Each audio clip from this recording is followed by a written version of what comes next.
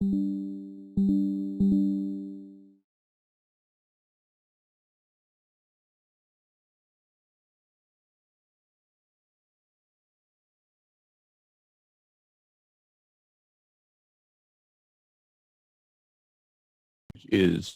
heavily weighted towards expressing time. And we speak of things that happened in the past. We speak of things happening in the present, and we speak of things happening in the future.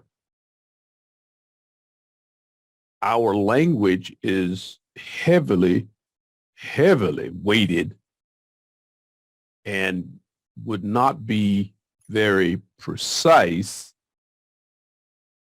if we try to do anything else with it other than understand the significance of the temporal reference. That is he saying something happened in the past? Is he saying something is happening at the time he was or is speaking? Or is he in fact projecting something into the future that he anticipates will happen? English language is extremely heavily time-based, temporal. So we speak of the word tense means time. Now, if the Greek language, the Koine Greek, the Greek that the New Testament was written in, if it too was heavily time-based, it would be easier for us to understand it. In fact, it would be very easy. We simply learn the forms, but in the meaning that the author is expressing would be very easy to understand. Now, unfortunately, there are those who come to the Greek language and try to make it operate like the English language, and we end up saying things that the text doesn't mean. Now, the most important thing that you need to learn about the Greek verb is this. Whereas the English language is heavily weighted temporally, time, past, present, and future, the Greek language is in fact heavily weighted towards the aspect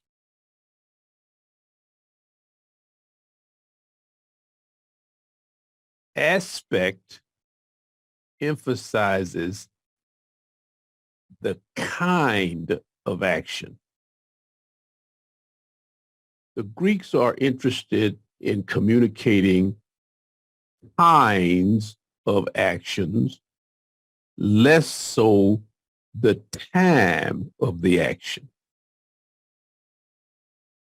In fact, time is pretty much restricted to only one of the four moods in Greek language. We haven't studied the other three. We've only studied one mood, and that's the indicative. We haven't looked at the subjunctive, we haven't looked at the imperative, and we haven't looked at the optative. Those are three additional moods that we are going to study in this second semester. But you need to understand this. When you're trying to figure out what the verb is in a sentence in Greek, once you identify the verb, you need to then begin to think, what kind of action is the author seeking to communicate to me, the reader? Not what time he wants you to understand, but what kind. The kind of action is what is in play, in focus, important. Now, class, we don't think this way. We don't think in terms of kind of action. We think in time of action. The Greeks, they thought more importantly about kind. So in our last class, I had a video that I played for you where the guy was trying to express how to recognize the kind of action and then understand what the significance of it is. Understanding what the author said by understanding the kind of action he felt was necessary to communicate the meaning, his meaning. That's really, really, really, really, really, really important. Now, what I'm going to need you to do, class, is I'm going to need you to stop me. If you have a question, just go ahead and stop, because there really isn't much use of you going forward unless you get this concept firmly in mind, that the Greek language emphasizes kind of action, not time of action. Now, I'm using the word emphasize. The primary emphasis is kind of action. It can have an emphasis on time in the indicative mood only, which you've learned, present active indicative. The aorist indicative, the only mood that you have learned is the indicative mood. Now, one of the challenges, class, is trying to come up with an analogy that is the best way of helping you to understand kind of action and what the significance of that is. And if you remember the class previously, he talked about it in terms of watching a parade and emphasizing the different viewpoints that a person can have watching a parade. And that does have some significance. But and I'm going to go over that again because it is important. And if he was going a little fast and he was a little caught up in it, but I need you to be sure to get it and understand it and be able to now apply it to the text in a way that will hopefully you will really be able to appreciate what it is that the text is, what the text is doing, because that's really the only way for you to really appreciate the significance. Okay, so I want you to, in terms of understanding the way that the author, well, let's put it this way. Paul, Peter, James, John, whoever the author is, either saw something, heard something, or was shown something by God. He was either told, given a prophecy, or he was shown something that God said is going to happen, class. Now, once that happened, the authors of scripture had to figure out, okay, how am I going to tell those that I'm supposed to tell? How am I going to tell them this? Okay. He had to try to figure it out. What kind of language am I going to use, and what combination of words and ideas can I use to communicate to someone what I saw or what I heard? That's his job. And the Greek language employed basically three potential ways of communicating the information.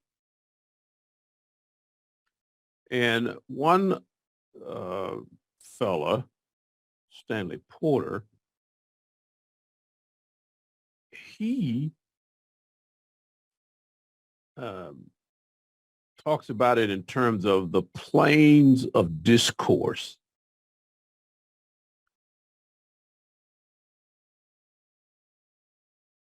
And he says recent work by linguists. Now, linguists are people who study language and figure out how it works.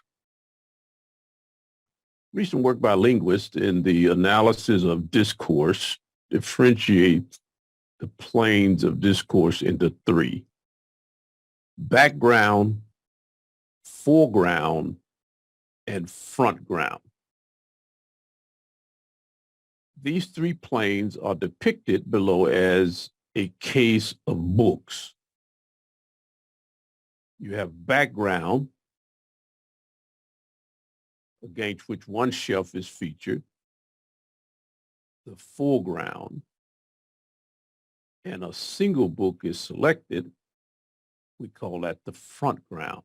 So the picture, in this picture, you walk into the room and you see the bookshelf, okay? Bookshelf has all the books on it. Then you focus on a particular shelf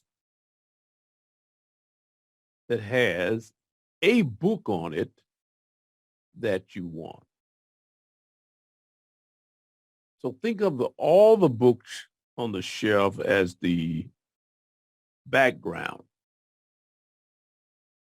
The one shelf of interest that has a book is the foreground, and then the front ground is actually the book that you want. Okay.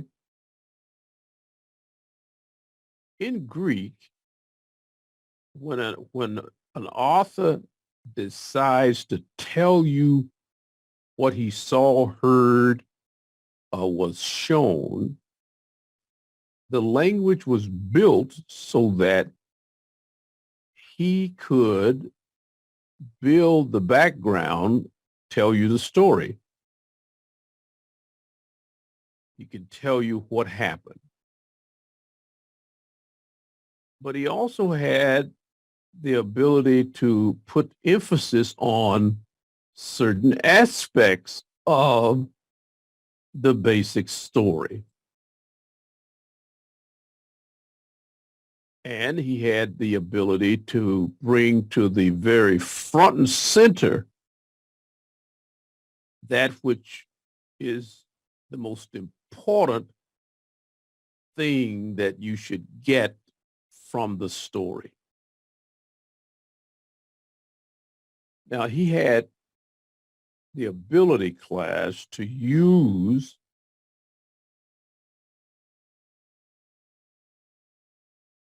the aorist, which you've learned.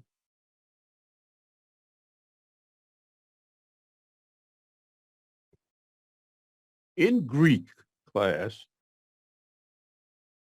the aorist is the background tense. It's the bookshelf. It's all the books. It's going to tell you the who, what, when, where, how. That is the story. It is the command. It is what God said. He's going to use the aorist for that, which form the basis for the discourse. It's the ground level. It's the basic information that is the story. The present tense form is the foreground. Whenever the author wants to give you some information that is important, it's not the absolute essential, but it's important. He will switch out of the aorist tense and move into the present tense, so that when you encounter the present active indicative, the imperfect active indicative, you are seeing what the author feels is something that you should pay greater attention to. This is something that is the car. So let's say the aorist tense is the wheels of the car. The wheels move the car along. They just get the car from point A to point B. But inside that car is the present tense, which emphasizes the things necessary to make sure the wheels move along. The most important thing in the car is not the wheels, it ain't the motor, it's the driver. The present is the foreground tense, which introduces significant characters, makes appropriate climactic references to concrete situations that make the story come alive. It makes that story of great interest to you. He's usually going to do anything that's worth observing and commenting on is usually going to be in the present tense.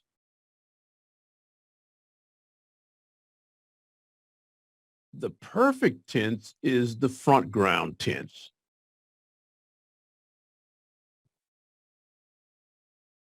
Which introduces elements in an even more discrete, defined, contoured, and complex way.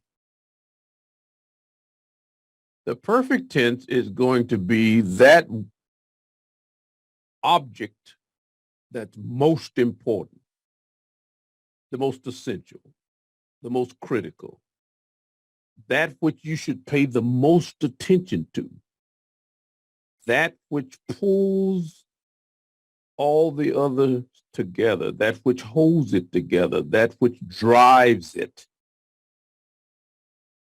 Okay?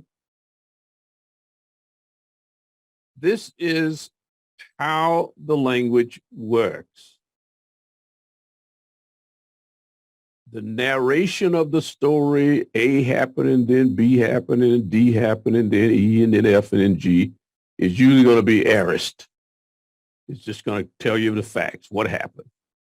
This happened, then this happened, then this happened, then this happened, et cetera, et cetera, et cetera. But when he wants you to realize that there is something that is important and essential here, he's going to switch to the present. And then he's usually going to drop in the perfect, because that is the whole purpose or reason for the story.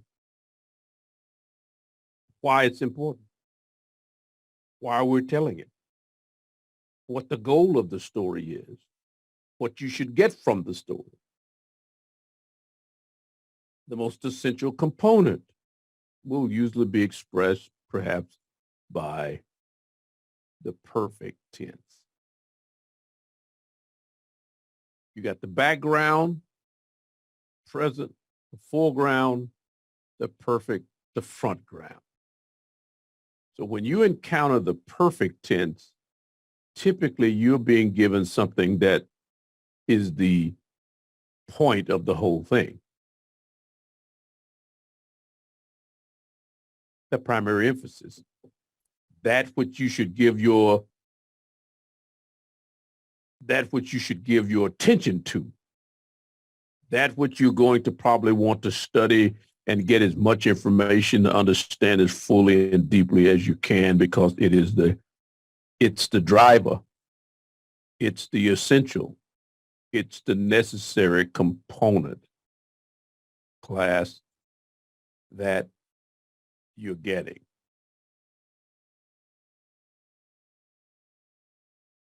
He gives us an example in Acts chapter 16, verse 1 through 5.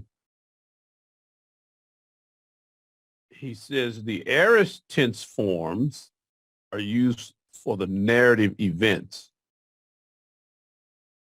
A happened, then B happened, C happened, D happened, E happened, right down the line, aorist. Present tense forms are used for selected or highlighted events, the things that are worthy of your attention, the things that make the story worth telling, the story worth reading. You're going to pick those pieces up through the present tense. The perfect tense form is reserved for selective mention of a few very significant items, things that would be the major points in the outline.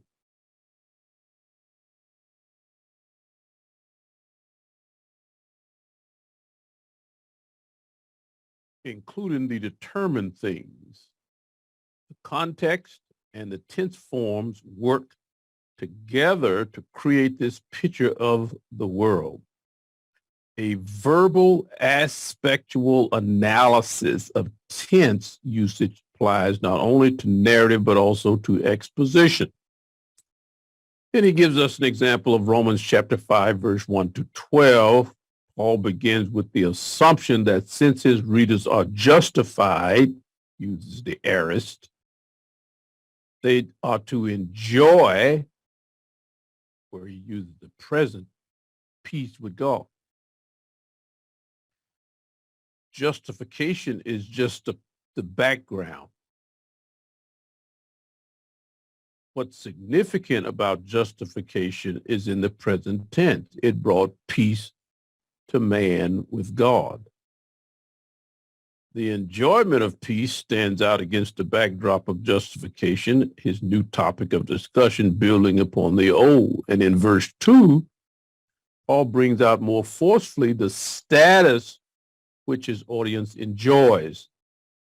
They have access and stand in grace, both statements using perfect tense verb forms. They have access and they stand. And the fact that he uses the perfect tense, which expresses a state, you've landed in a place and you're there and will be there until God moves. And if God doesn't move you, you'll never change. The impact and the power of the perfect tense to express these timeless truths is very, very important. So as you're working through a passage, you go through and you find all the aorist verbs and you see how they basically just move the story from the beginning to its end. And then you want to look at what are the present tense verbs? What present tense? Now you're going to have the present tense. The present temporal form is going to can be expressed in more than just the verb. You can have present, as you're going to learn, you can have present participles, present adjectives. There's more than one capacity here to do the expressing, but you will glean these and you will see the significance of them. It's almost true. Now, it's not always true, class, but in a paragraph, which is the unit of thought, and I've talked to you about it before. When you teach or preach, you preach paragraphs. The paragraph is the complete thought unit. Now, it's not always true, class, but every paragraph will consist of the majority of verbs in a typical paragraph. The majority of verbs are going to be aorist. It's going to be giving you the facts, the information, telling the story, moving it along, moving to the climax. But in every paragraph, there typically will be 2 or 3 present tense forms. And typically, every paragraph will have at least one perfect tense form. Now, depending on what he's writing and where in the story he is and what he's saying and where he's going, sometimes you have 2, maybe 3 perfect tense forms. And you'll have multiple present tense forms with the remaining aorist. It just depends on where in the story the author is. Obviously, if he's writing a whole chapter, the last paragraph of that chapter may be heavily weighted in one way or another, depending on whether he's getting ready to end the story or transition to another aspect of his story. It just depends. But I guarantee you, class, you can have lots of aorist verbs, much fewer present tense verbs, and you're going to have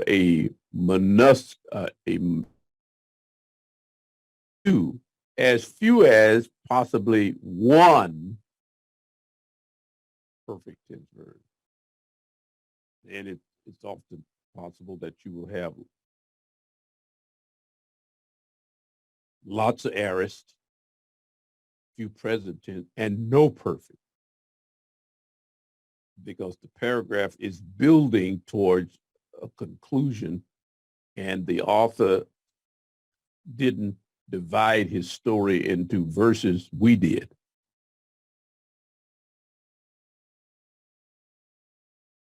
Which you do have to keep in mind, that the divisions, the versification of scripture is man-made, not divine. And so where we make breaks and things that we've done with the text, that was not the original way in which God originally authored his work. And so you do have to be careful, but based on the versification that we have and how we've done it, class, it still tends to work out where you have this system that is clear. Okay? Do you understand? Any questions?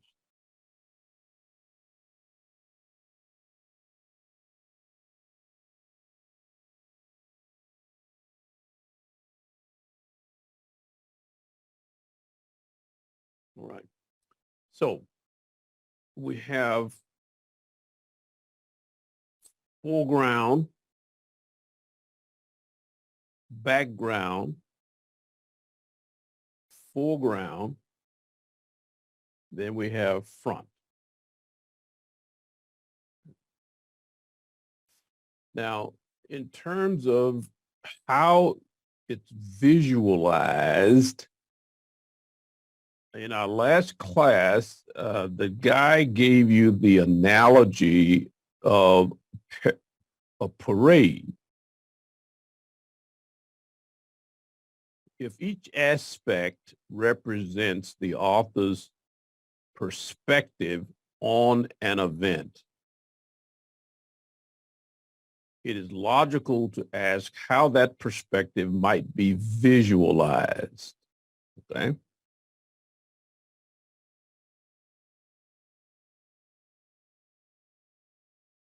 The analogy of a parade proves useful. If I'm a television correspondent in a helicopter flying over the parade,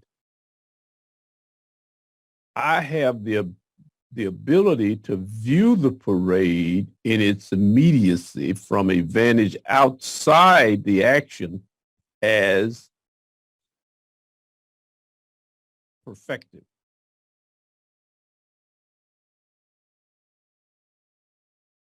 We said there are background, foreground, and front ground.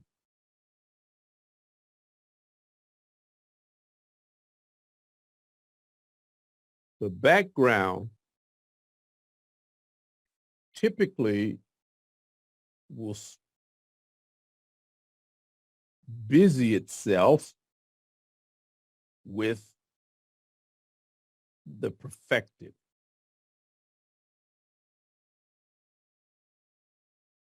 That is, perfective meaning in its entirety as a single and complete whole. Perfective means entirety as a single and complete whole. It's perfect. The action is perfect. In other words, we see all of it. We got all the action. Effective in that sense.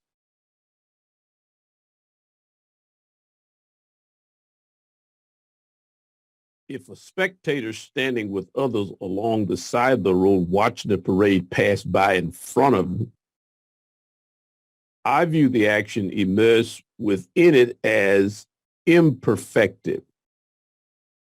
That is an event in progress.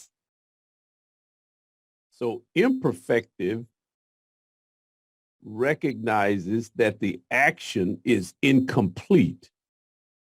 It's not perfect. It's not completed. Now understand, we're talking about kind of action, not the time. The emphasis is not primarily on time, it's on kind. And the kind of action is described as completed or incomplete. Completed action we call perfective. It's perfect. It's complete. It's a package. You got all of it. Whereas the imperfective, you got a representation of it. You can focus on its beginning, its middle, or its end, but you don't get it all at once. Imperfective. The action is, I'm seeing it as it happened. I'm watching it as it go by. I'm immersed. I'm close. I'm able to see, but it is in progress. It is not finished. It is not completed. It's not perfected.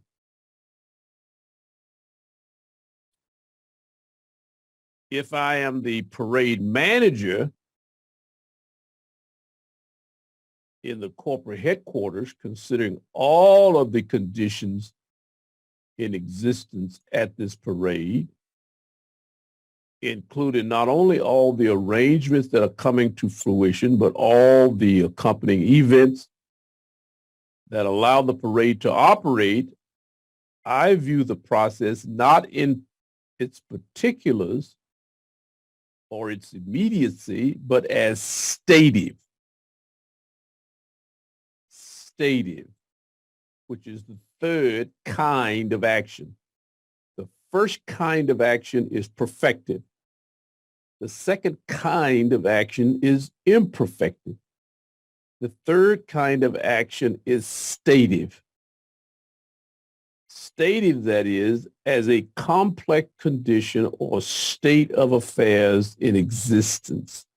Some people call it combinative, a combinative action, combining basically what they're talking about. For example, he says in Romans chapter 8, verse 11, we have egarontos.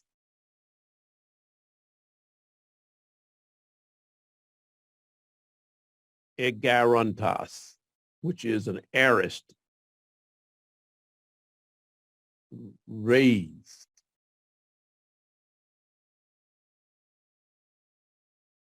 If the spirit of him who raised Jesus from the dead dwells in you, he who raised Christ Jesus from the dead will also give life to your mortal bodies through the spirit who dwells in you.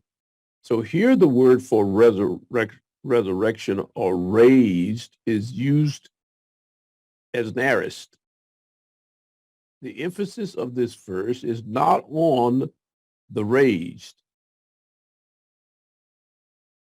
These are the verbs that simply move the story along.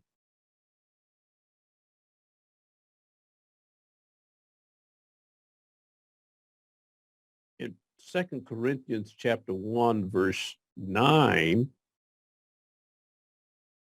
Paul says, indeed, we felt that we had received the sentence of death, but that was to make us rely not on ourselves, but on God who raises the dead. Who raises the dead. Here he uses a present tense. Same verb, but here it's present tense. In Romans chapter 8, verse 11, it was aorist. Here it is present tense. The emphasis is on the ongoing ability of God to raise the dead.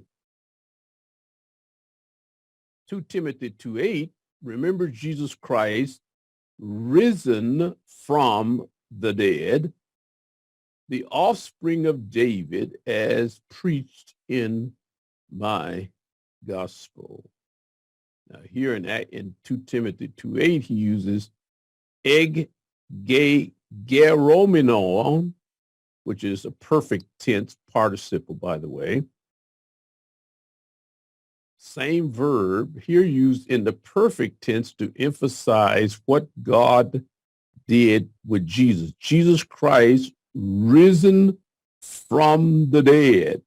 And the perfect tense emphasizes the raising from the dead and the ongoing result, alive, never to die again. Having been raised with the result that he will forever be raised from the dead. Each verse uses a different tense form to refer to the same event, the raising of Christ from the dead. The use of each depends upon the author's contextual emphasis. What is he, quote unquote, theologically emphasizing?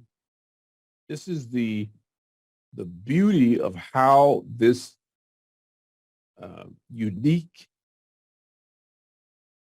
circumstance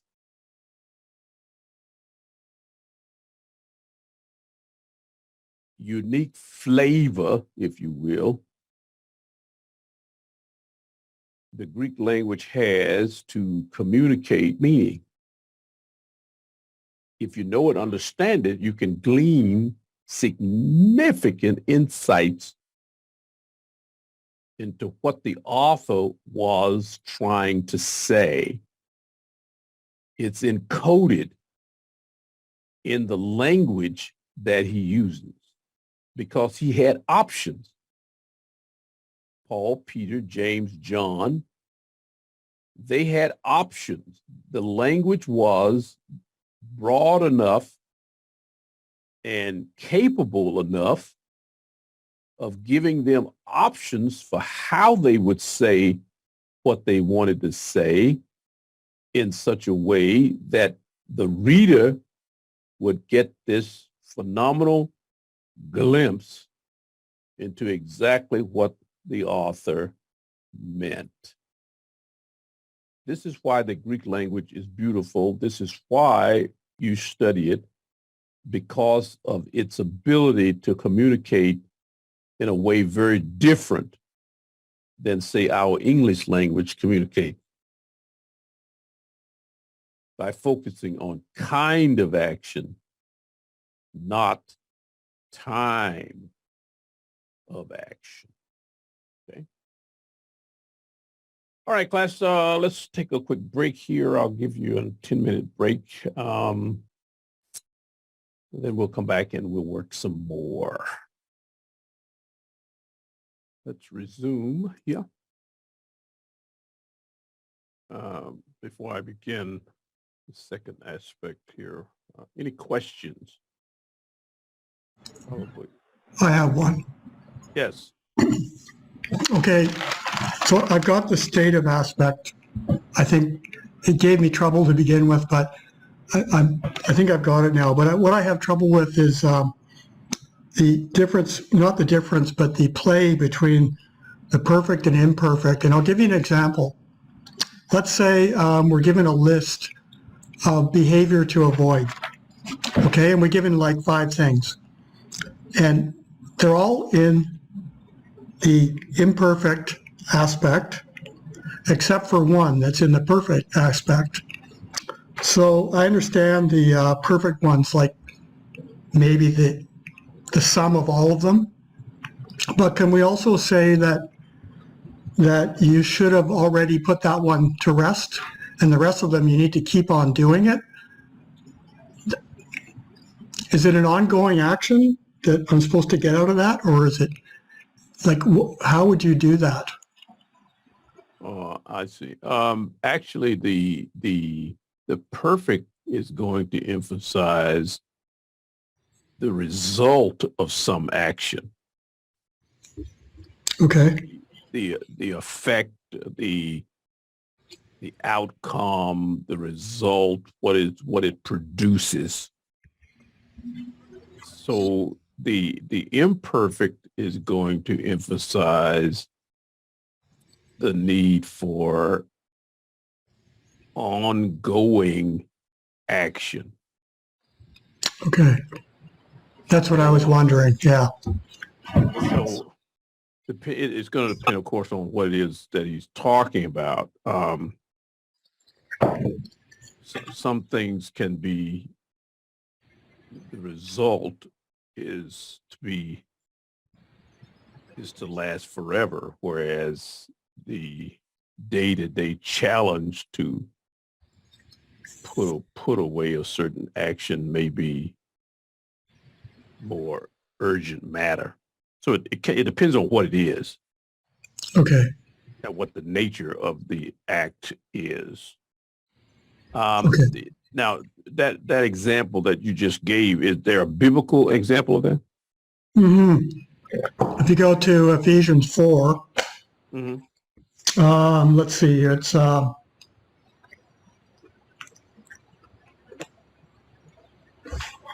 me just get there. Sorry.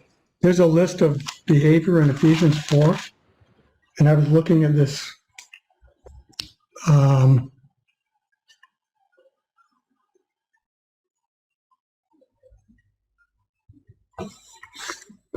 I got to look it up in the Greek, so Right. yeah, it's But can you read it in English?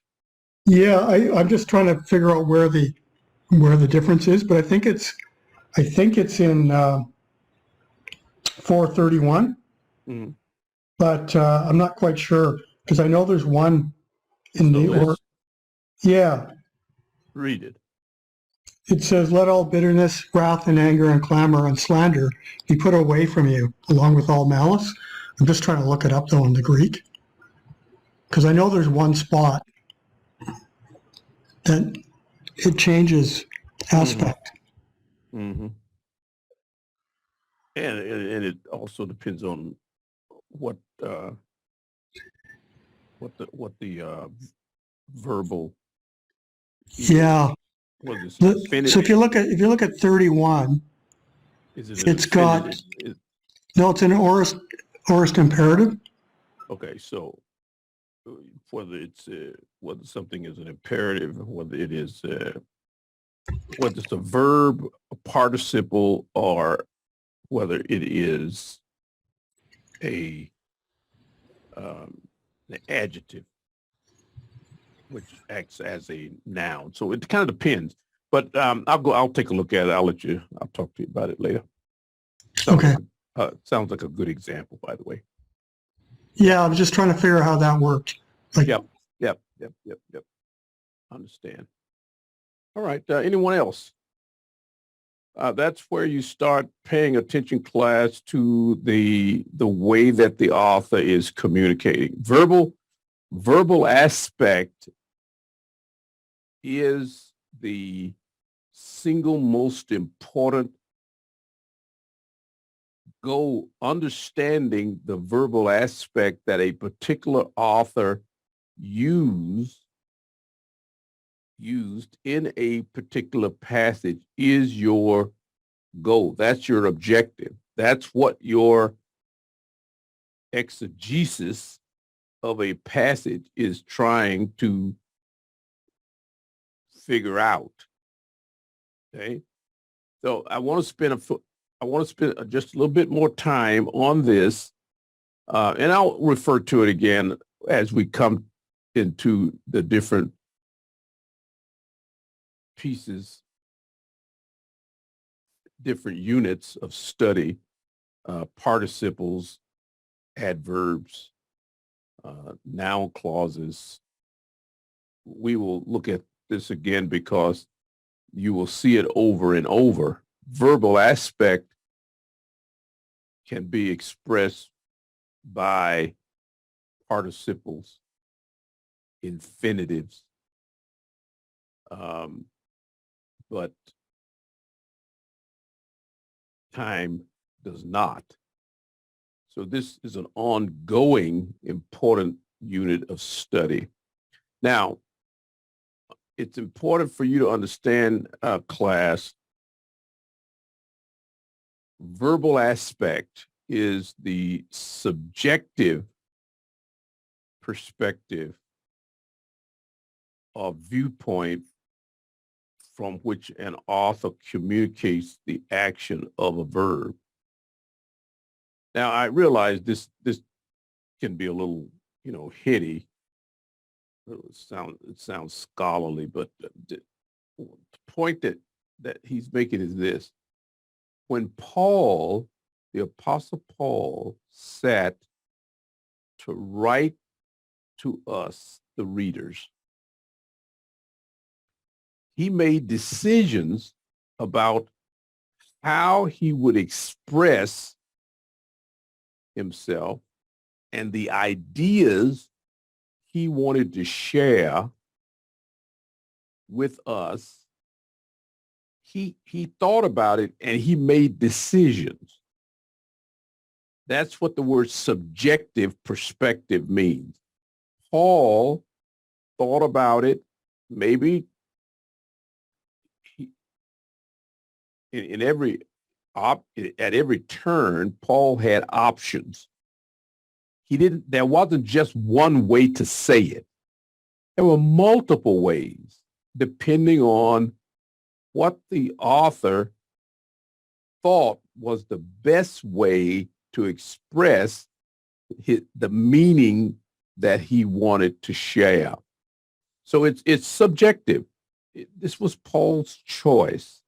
Your goal is to understand it based on what he said and how he said it. Now, time is relevant only, as I've tried to emphasize again and again, in the indicative mood. Now, that doesn't mean as much to you right now because you haven't studied any other mood other than the indicative. We are going to look at the imperative. We are going to look at, of course, the subjunctive. And we'll spend not as much time on the optative mood, but the indicative mood is the only mood that we've studied, and therefore you don't have as much of a frame to work with. As verbal aspect is the more dominant force of the verb's tense form. In English, which is a time-focused language, the word tense is essentially synonymous with the word time. And for that reason, we are tempted to refer to the Greek tense form rather than tenses. To remind you that time is a secondary element in the indicative verbal forms and completely contextually determined in non-indicative forms. So you really don't focus much, class, on the time in Greek. There are times when it is necessary, but what you really focus on is the aspect or the kind of action. Conforming to the centuries of standard use, we will usually use the label tense by itself, but you should get into the habit of saying the tense form. The Greek verb primarily communicate the author's portrayal of an action in terms of what kind of action it is. Is it completed action or is it incompleted action? Is it perfective, completed action, or imperfective, incomplete action is the question. Greek is an aspect prominent language. The emphasis is on kind of action, not time of action. Greek is on kind of action. English is on time. Greek is aspect prominent. English is time prominent. This is why, or this may be a reason, or is a reason why English-speaking people find the Greek language difficult to understand and appreciate because we're not used to this type of communicating matrix. Imperfective aspect is expressed by the present and imperfect tense forms. So if you have present imperative, you have present indicative, the imperfective, the incomplete. It's not perfect because it's incomplete. Imperfective is expressed by the present and the imperfect tense forms. The author depicts the action as ongoing or in process without attention to the action's beginning or its ending. In other words, the author doesn't tell you when it started, how long it's been going, how long it may go, or when it may end. That is not in the frame for him. He simply tells you that this action is incomplete. It's ongoing. It's in process. That's what he's emphasizing by the use of the imperfective aspect. Depending on the context, the action may be depicted as incomplete. He was or it is happening. It can also emphasize the inceptive. He started to preach. He started to go. He started to lead. It can also focus on the durative, something that continues to happen, or some other kind of process. One scholar has called the imperfective aspect the progressive perspective of the author. This is how the author chose to express the action. How the author chooses to express the action and the reality of the action don't necessarily match. He can speak of something as incompleted that may be completed. At the time he wrote it, he expressed it as incompleted. It may have been completed after he said it, but at the time he wrote it, it was in process. The perfective aspect class, which is the aorist tense. Now notice, the imperfective, you have the present and the imperfect. The perfective aspect is the aorist. Here the author depicts the action as complete or as a whole. Everything that was going to happen happened. He expresses it in its totality. Perfect is perfect. It had a beginning, it went, and it ended. It's complete. It's a package. The beginning and the ending of the action and everything in between are included in the depiction of the action from the author's perspective. The perfective aspect describes a given action simply as occurring or having occurred without indicating how the action took place. He simply says it happened. How it happened, how long it took to happen, how long before it ended. He does not deal with those issues. The perfective aspect has been called the holistic perspective of the author. Greek grammarians debate whether the future tense presents action with perfective aspect or is aspectually non-specific. We are inclined to think that the future tense should also be understood as conveying perfective aspect. So you kind of have to think about it, class. If I say to you, I am going to town tomorrow,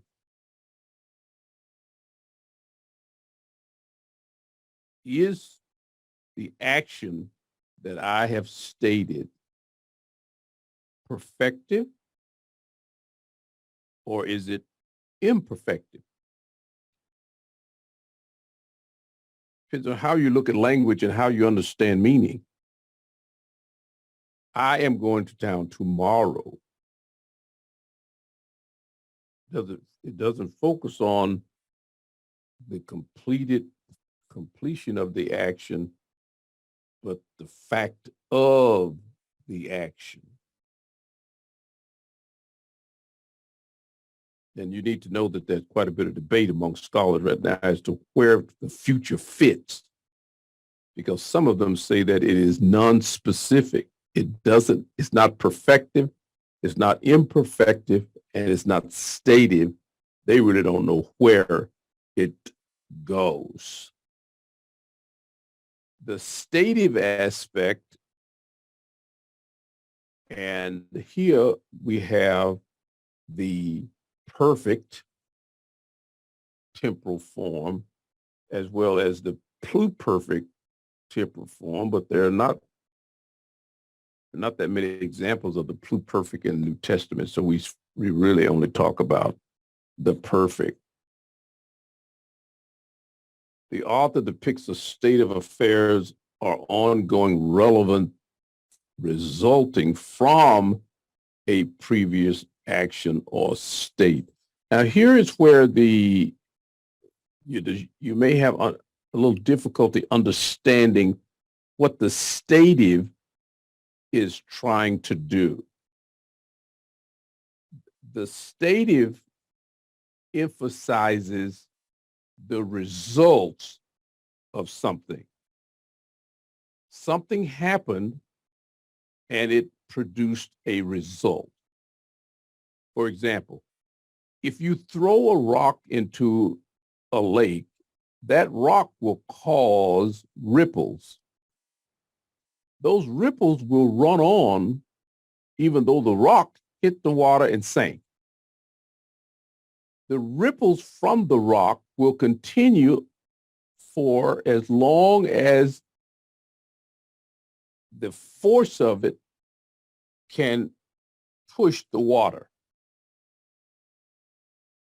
It'll either ripple all the way to the bank where it runs out of water to ripple, or the force of the ripple will dissipate.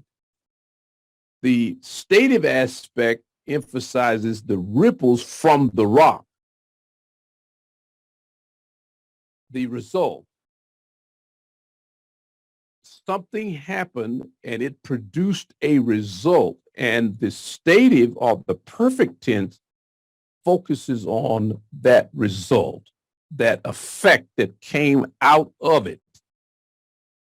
The state of affairs are ongoing relevance resulting from a previous action or state.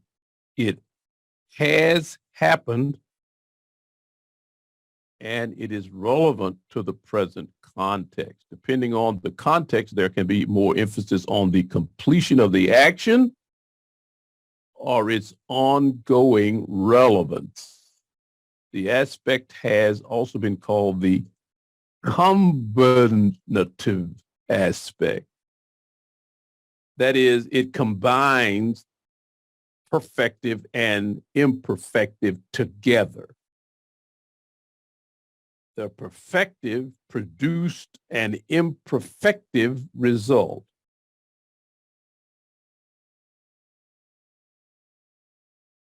This is why the perfect tense is so powerful and is the front ground.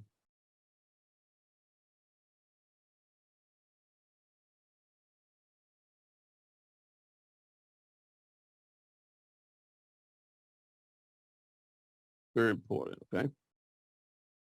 The combinative aspect, because it combines elements of ongoing imperfective relevance with a wholly perfective completed past action. Now, the action is always in the past. The action itself is completed. The effect of it, the significance of it, is what is ongoing, not necessarily the act itself, but the result of the act or action is ongoing. And that is what the perfect emphasizes.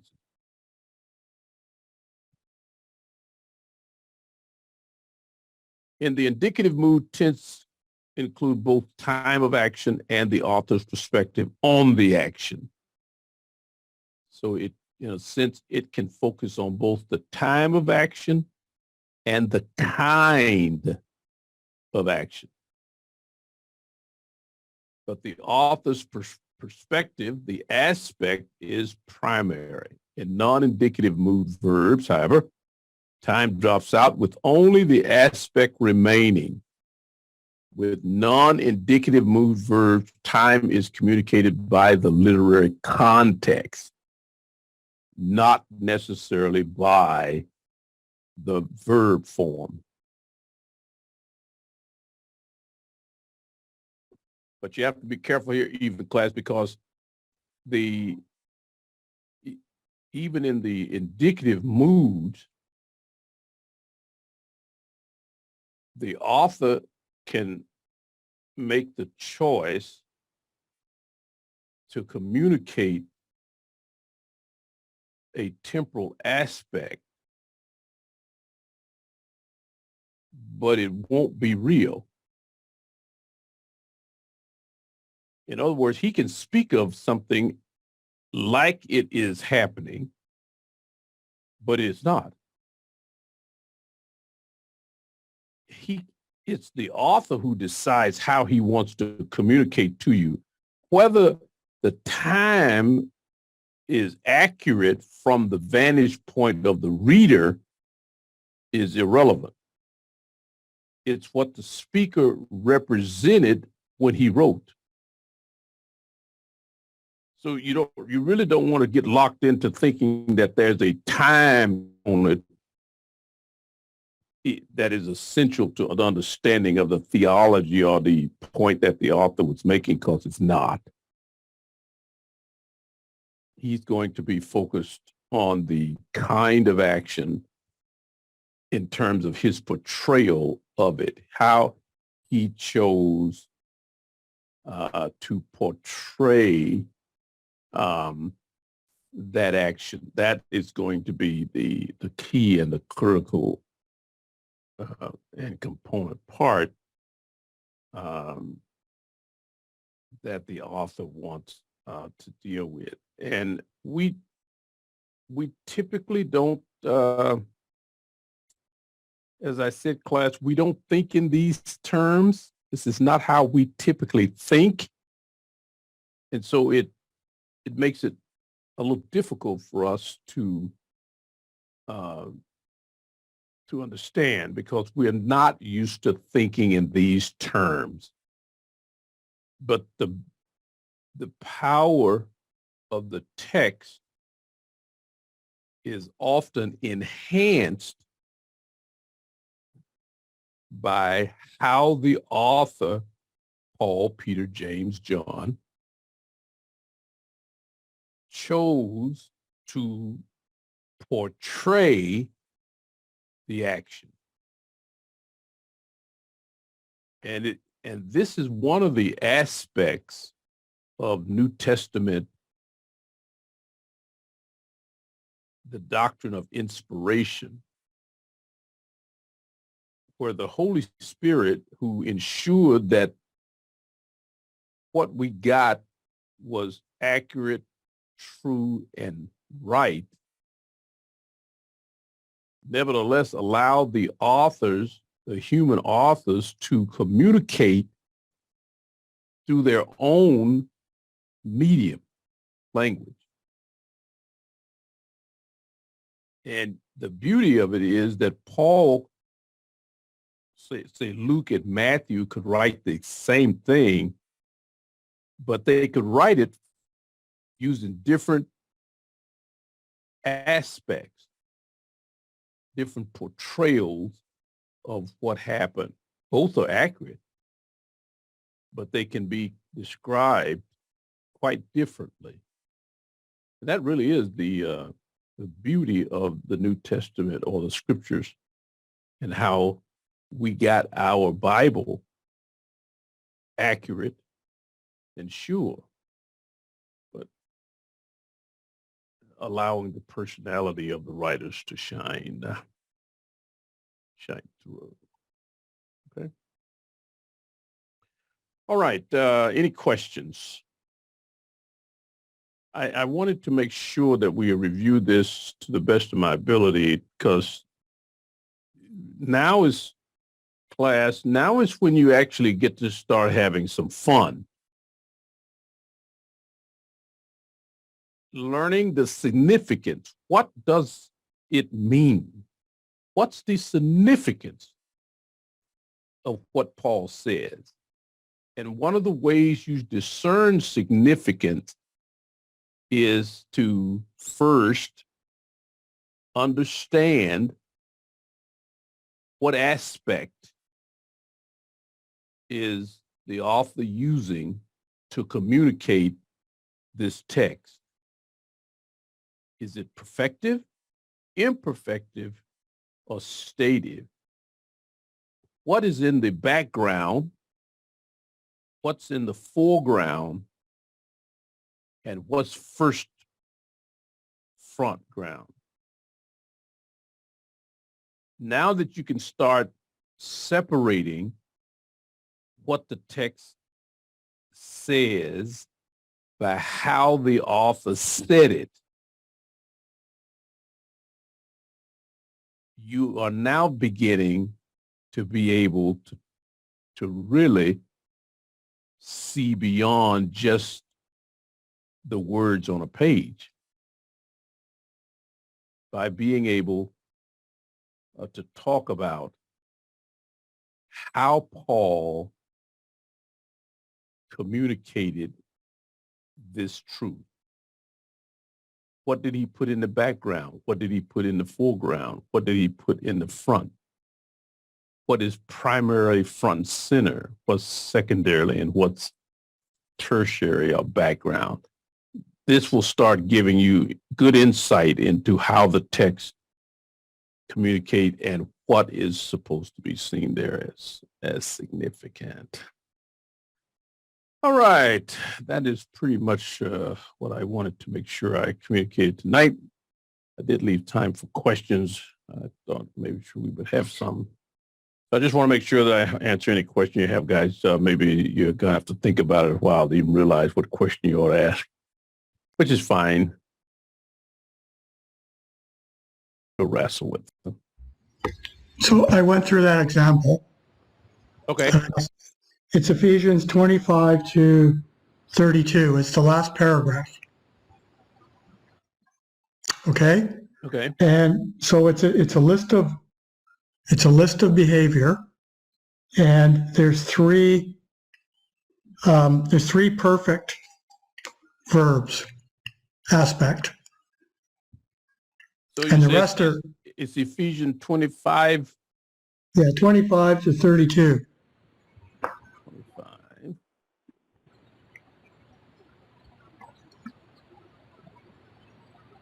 Okay. So most of them are the imperfect, but I checked and there's three imperfect. The very first one is in 25. It says, therefore, having put away is the perfect. Yeah, that would make sense. That doesn't look like the right. 425? Oh, it's you said 425. Yeah, 425.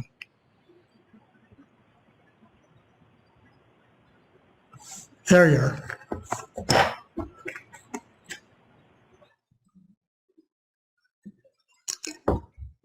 So put away is one of them. Starting at 25, yeah. Yeah, therefore, having put away falsehoods. Yeah, that's yeah, that would be in the perfect tense. perfect aspect. Yeah, that would make sense. Yeah, and then speak truth is imperfect aspect. Yeah. And then be angry, and all the way down to verse 29, the very last part of verse 29, give grace is also aorist.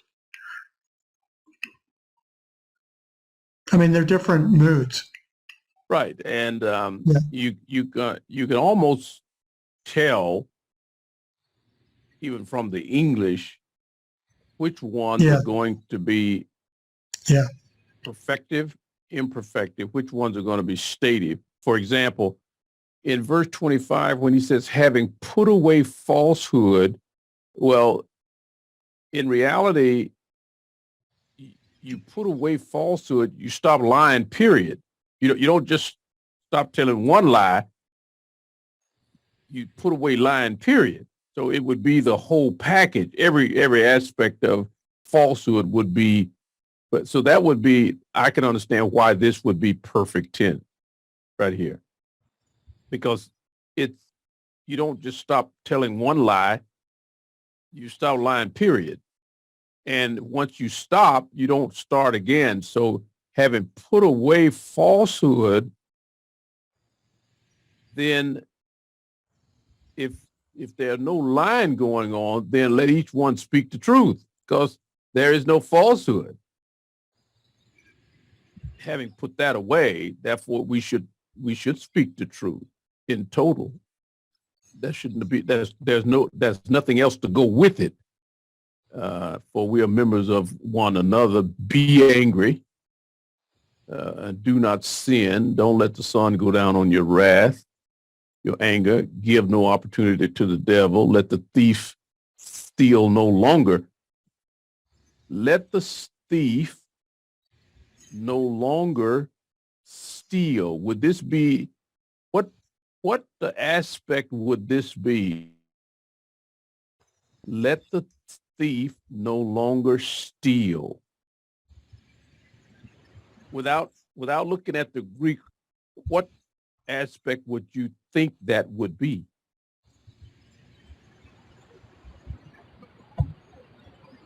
Now, of course, the more you do this, the easier this will get to you. Let the thief no longer steal. Now, would Paul be saying, well, let him stop? Well, today he's going to stop stealing apples. Tomorrow it'll be oranges. And the next day he'll get to bananas. And then a couple of days later, he's going to finally get to peaches. And, he'll stop stealing honey buns and peanut butter jellies. Would Paul be saying that? Or would Paul say, let the thief stop stealing, meaning stop everything, all stealing of any kind. And from now on, never steal again. So you can kind of begin to understand how the language would necessarily communicate based on what it is that is being described or is in the description. Very good. Thanks, Mike. I appreciate that. Anyone else? Any other questions? All right. Next week, we're going to look at adjectives and adverbs, I believe. Now we're going to start adding color to the basic sentence. Adjective, adverbs, participles, infinitives come in to help verbs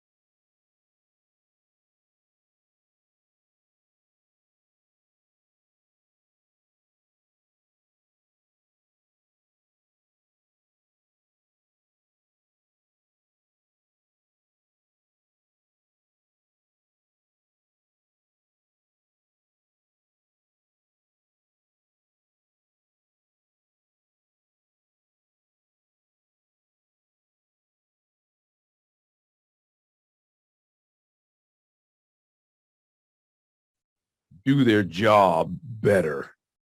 And that's going to be our focus as we jump in there next week. All right, guys, appreciate you. Happy New Year to all of you. Thank God that you made it to the new season, and we look forward to jumping back in together on next week. I'll see you then, okay? Have a good one. Bye-bye.